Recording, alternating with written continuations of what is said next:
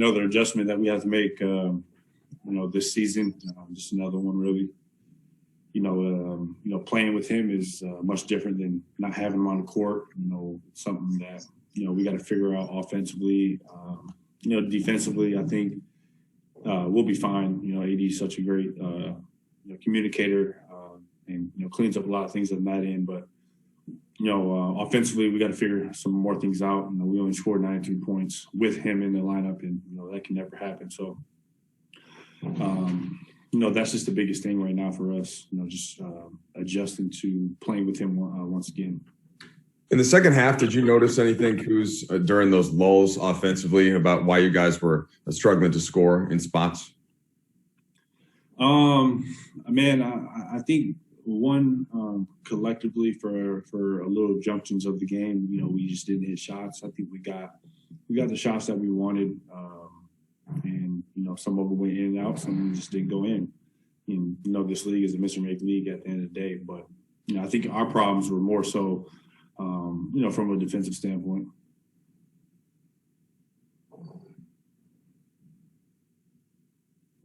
Oh, sorry, Kyle. We'll go with Kyle Gu next, please.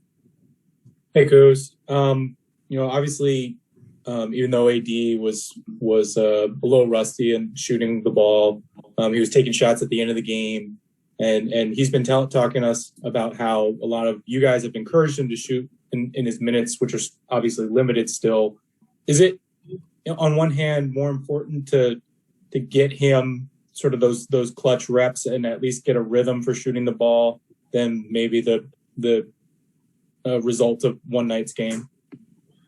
I think we just got to get him up to speed in a whole. I think he's been out for 2 months. So I think that obviously there's going to be some rust, and there's going to be some with us all patience, and at the end of the day, it's Anthony Davis. He'll find his rhythm sooner than later, and I think that tonight he looked a little bit more like himself, but still there's rust. Anytime we don't play, and this is the first time he's getting action, 5-on-5 or just really contacting those type of months. So we'll be all right though. Okay, Dan Wyke, please.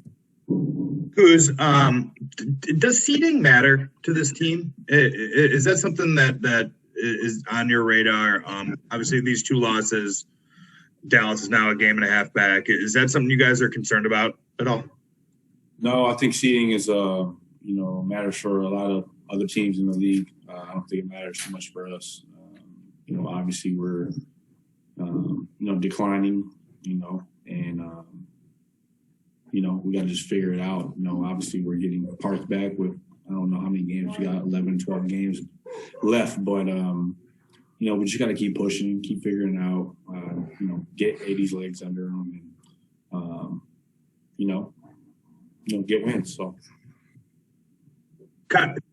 Up on that, Kyle, sorry to follow up on that really quickly. Is the confidence just from what you guys went through last year and sort of the idea that, you are getting these 2 big pieces back, and that was such a big part of the reason for the last month? Is that why seeding doesn't matter? I mean, of course. We haven't had our 2 best players in,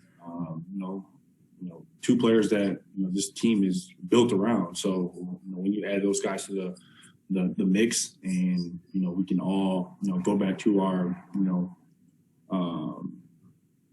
program role, I think we'll be all right. As you see in the first half of the season, what we did to teams, and we'll get back there. We just got to get healthy. That's the most important thing. All right, we have time for one more. We'll go with please. Because you guys addressed the depth of your team in the offseason, brought in some new pieces because the bench numbers weren't all that great last year. And with that, at one point, Talon took West minutes. At one point, Andre took Mark's minutes. Tonight, Mark took Trez's minutes. How much is that on the individual player to kind of accept that and stay within the group? And how much does the group have to kind of wrap their arms around a guy like Trez tonight and, keep him, connected, even though they're not getting minutes?